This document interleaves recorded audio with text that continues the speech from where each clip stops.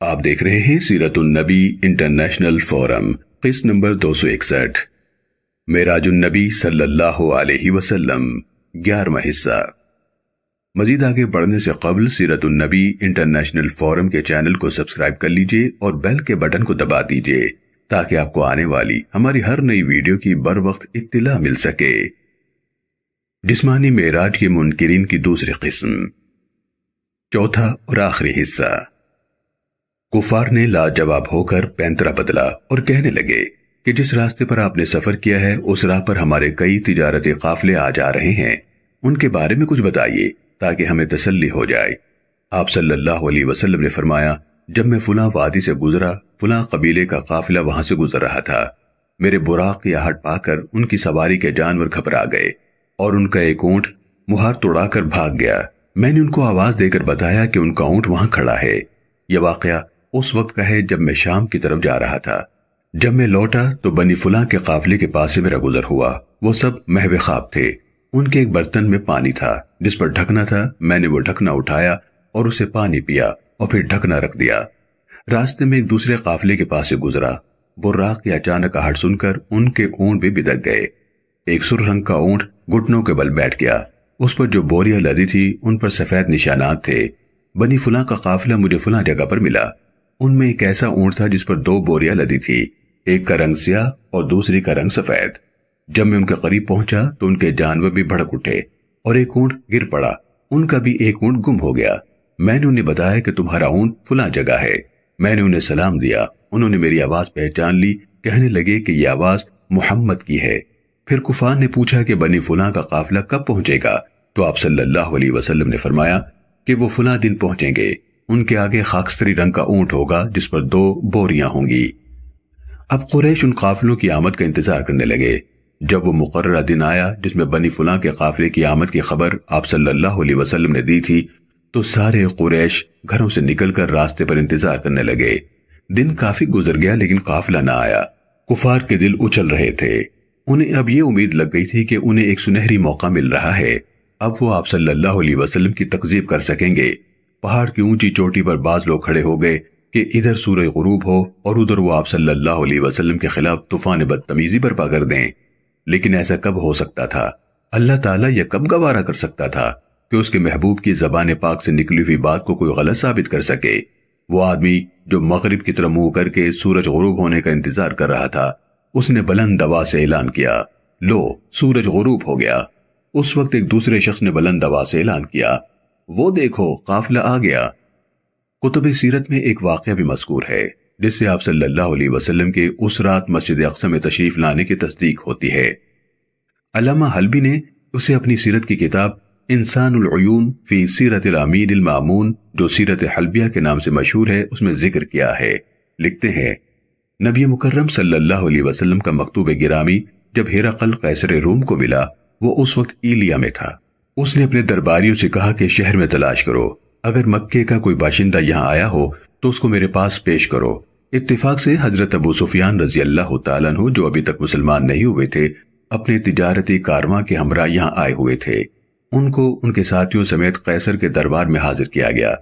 قیصر نے ان لوگوں سے پوچھا کہ مکے کے جس شخص نے نبوت کا دعویٰ کیا ہے تم میں سے اس کا قریبی رشتہ دار کون ہے؟ حضرت ابو سفیان رضی اللہ عنہ نے کہا کہ میں ان کا سب سے قریبی رشتہ دار ہوں۔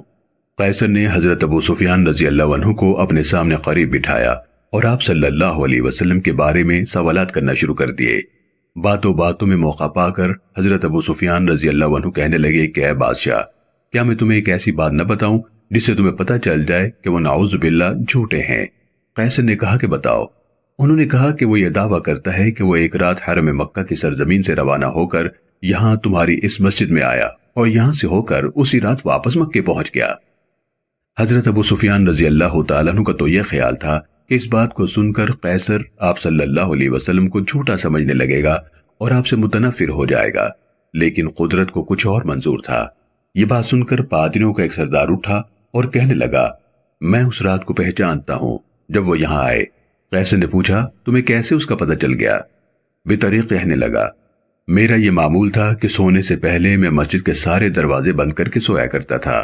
اس رات بھی میں نے سارے دروازے بند کر دیے، لیکن فلاں دروازہ مجھ سے بند نہ ہو سکا۔ میں نے سب حاضرین کو بلایا تاکہ سب مل کر اس دروازے کو بند کریں۔ ہم سب نے مل کر زور لگایا لیکن ہم اس دروازے کو بند نہ کر سکے۔